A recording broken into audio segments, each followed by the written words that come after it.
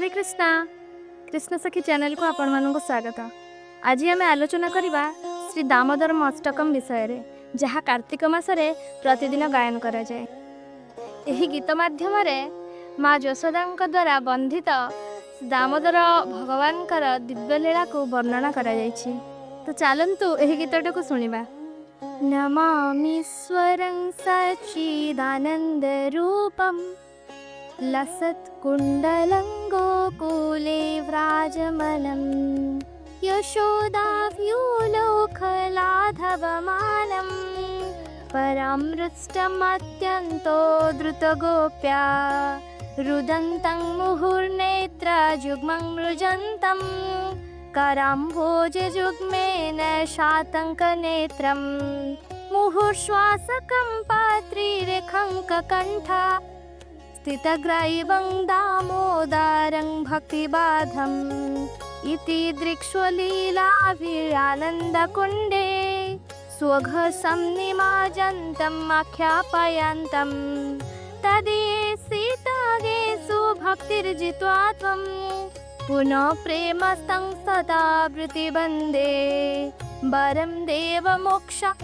मोक्षावधिं वा न चान्यं ब्रूणेऽहं वर्षेदपीह इदं देव पूर्णाथ गोपाल बालं सदा मे मनस्य वीरस्तं किमैनम् इदं ते मुखं भोजम् अत्यन्तनिर्लयैर्वृतं कुन्तले स्निग्धारक्तैश्च गोप्या मुहुश्चुम्बितं बिम्बारक्ताधरं मे मनस्याभिरास्तामलं लक्षलाभे नमो देव दामोदर अनंत विष्णु प्रसिद्धो प्रभु दुःख जलाल्विधिघ्नं कृपा दृष्टिवृष्ट्यातिदिनं बतानु गृहाणि समामेघ्यं दक्षिदृश्या कुबेरात्मजौ बाधामृतवयादात् त्वयामोचितौ भक्ति भजौ कृतौ च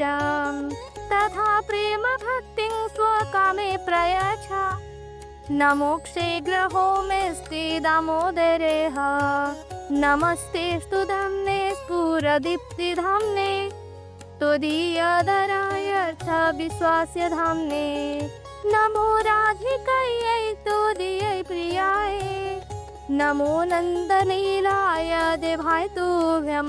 कार्तिक मासरे एही दामोदर अष्टकम को गान करंतु एवं निज हृदय रे कृष्ण प्रति शुद्ध प्रेम जागृत करंतु। हरे कृष्णा हरि हरि बोल।